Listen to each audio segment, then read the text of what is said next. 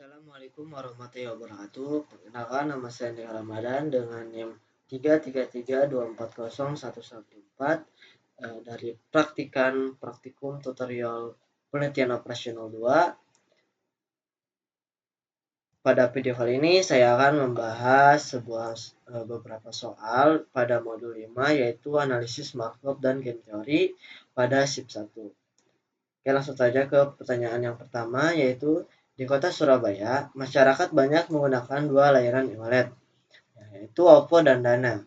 Pada tahun awal pengamatan, sekitar 55% pengguna menggunakan OVO dan 45%-nya menggunakan Dana. Data menunjukkan bahwa pada tahun berikutnya, 82% pengguna OVO tetap menggunakan OVO, sedangkan 18% berpindah ke Dana. Sementara itu, 76% pengguna Dana tetap setia menggunakan Dana dan sisanya beralih ke OVO. Dengan asumsi jumlah total pengguna e-wallet di kota tersebut tetap, tentukan proporsi pengguna masing-masing layanan selama 3 tahun ke depan menggunakan analisis markup serta tentukan proporsi steady state dan interpretasinya. Di sini saya akan menggunakan dua software. Yang pertama, saya akan menggunakan software RStudio dan juga software FormQM. Baik, saya akan menggunakan software RStudio terlebih dahulu untuk menjawab soal yang nomor 1 ini. Nah, di sini sudah terdapat tampilan dari software RStudio-nya. Nah, sebelumnya saya sudah membuat sintak terlebih dahulu. Kita tinggal di copy paste saja. Oke. Nah, untuk langkah yang pertama itu kita harus mendefinisikan vektor awal dari soal tersebut, di mana untuk pengguna OVO itu sekitar 55%. Kita buat ke bentuk desimal, yaitu 0,55. Begitupun dengan pengguna Dana, yaitu 45%. Kita ubah ke desimal jadi 0,45. Itu kita bisa blok, kemudian bisa kita run atau Ctrl Enter. Oke, selanjutnya kita akan mendefinisikan matriks transisi. Untuk ini tuh terdapat dari soal bahwa 82% itu pengguna tetap dan 18% itu dia akan pindah ke Dana. Nah, begitupun dengan yang bawahnya itu 76% itu dia bakal di e-wallet Dana tetap. Nah, kemudian untuk 24% yang dia bakal beralih ke OVO. Oke, selanjutnya kita blok saja, kemudian kita run. Oke, selanjutnya kita bakal menghitung distribusi pengguna selama 3 tahun ke depan dengan sintaks state 1, di mana sini sudah terlihat ada state 0, state 1 tahun 1, state 2 tahun kedua, dan state 3 tahun ketiga. Oke, kita tinggalkan saja. Kemudian kita bakal menampilkan hasil proporsi pengguna setiap tahun, di mana kita akan menggunakan years pada tahun, yaitu 0, 1, 2, dan 3. Di mana untuk state-nya itu ada 1, 2, dan 3. Untuk column name atau kolomnya itu dia bakal mengisi menampilkan OVO dan Dana. Kemudian untuk barisnya dia akan menampilkan tahun. Oke, kemudian bisa kita blok dan kita enter. Sini sudah muncul untuk tampilannya. Oke, kita lanjutkan terlebih dahulu. Kemudian kita bakal menginstal library untuk operasi matriksnya. Oke.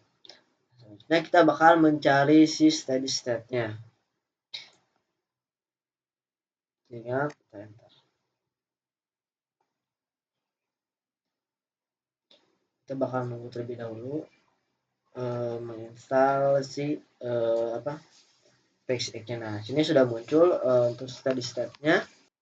Untuk steady state-nya sendiri ini OVO sekitar 0,8085 dan untuk Dana itu sekitar 0,1914.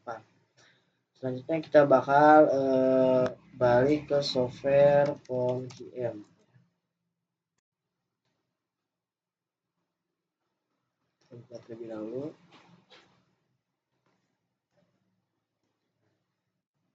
Di sini kita pilih ke modul, pilih ke markup analysis dan ke new. Oke. Sini bisa kalian isi dengan NIM maupun beserta tungi atau tugas mingguannya. Di sini kan nomor statnya itu ada 2 ya, OVO dan dana. Yang sudah benar berarti tinggal oke saja. Kemudian jangan lupa di sini untuk number of transaction-nya itu kita isi, karena di soal itu selama 3 tahun ke depan, berarti kita isi dengan 3 ya. Oke, ini kita bisa ubah dengan OVO. Dan ini kita bisa ubah, kita tinggal saja ke dana. Oke. Kita langsung bisa isi saja.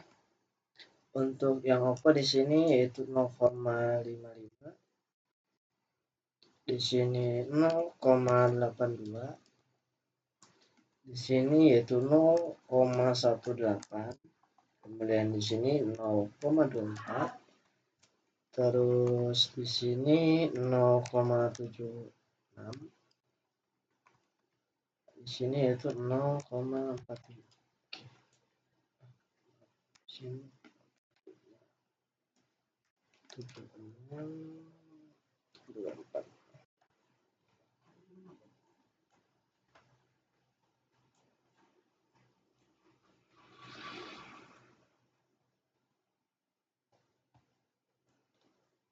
Oke. Sini sudah sesuai sama soal yang terdapat pada sip 1. Selanjutnya kita bisa mencet solve. Di sini sudah muncul bahwa untuk ending probability-nya itu di sini yaitu sekitar 0,8085, dan untuk dananya sendiri yaitu 0,915.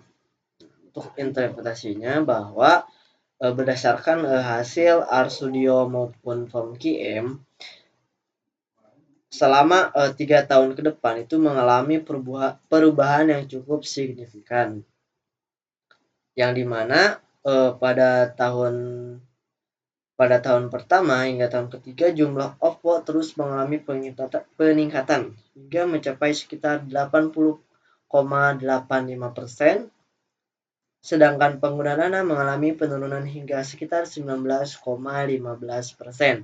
Nah, selain itu hasil perhitungan steady state menunjukkan bahwa dalam jangka panjang OVO akan menjadi pilihan mayoritas konsumen dengan probabilitas sebesar 19,15%.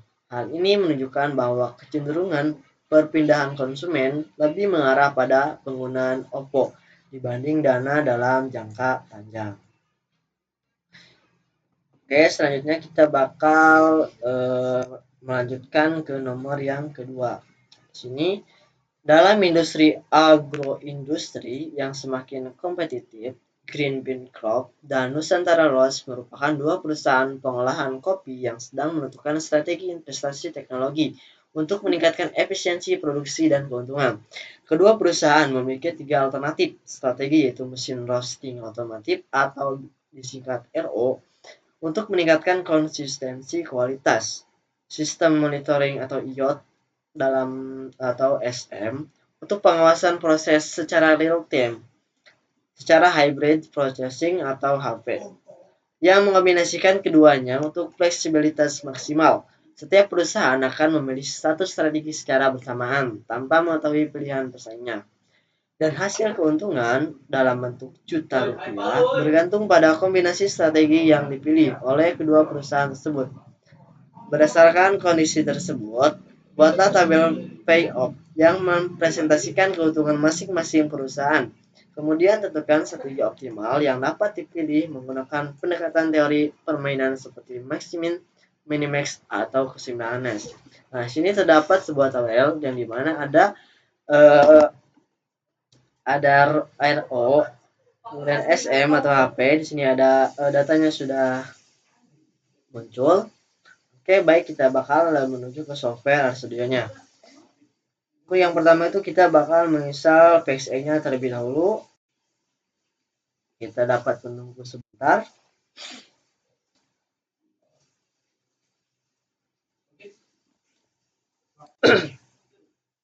Kemudian kita bakal merunning si library-nya. Oke.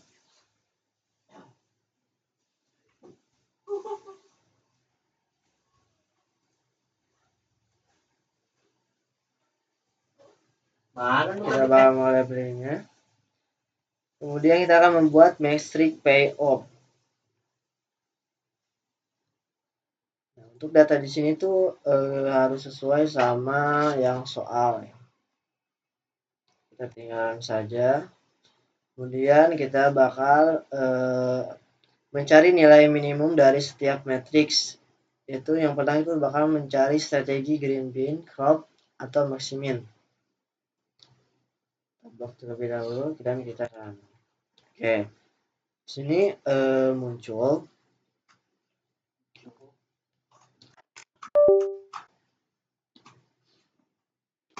selanjutnya kita bakal menentukan nilai maksimal di setiap baris, yaitu ada maximin, di mana maksimum itu bakal lebih kecil dari max row-nya. Kemudian kita bakal menentukan Nusantara ROAS. Yang pertama, kita bakal mencari nilai maksimum di setiap kolom. Selanjutnya kita menentukan nilai minimal di setiap kolom.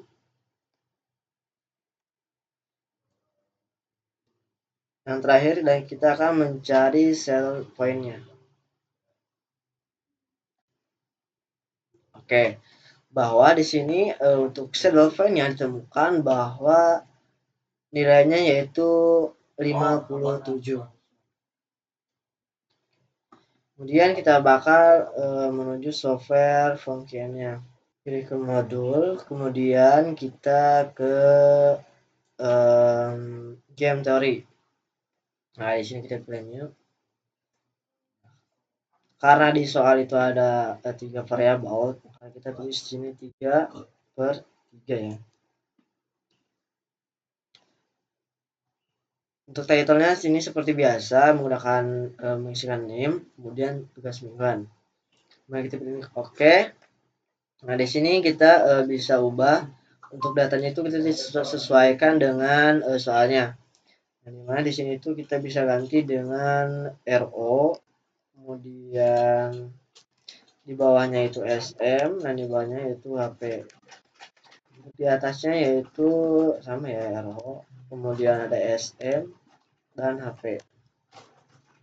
Nilai sendiri sini itu 78, 92, 57, 14, 32, kemudian 57, 37, 29, 39. Oke. Setelah itu jika sudah selesai semua input datanya dan sudah sesuaikan dengan soalnya, kita langsung bisa saja mencet solve. Nah, di sini bahwa untuk value of game jumlahnya yaitu 57. Berdasarkan hasil pengolahan data strategi optimum bagi masing-masing perusahaan ditentukan oleh baris dan kolom, memperoleh keuntungan optimal yaitu sebesar 57 juta rupiah dengan menerapkan strategi RO.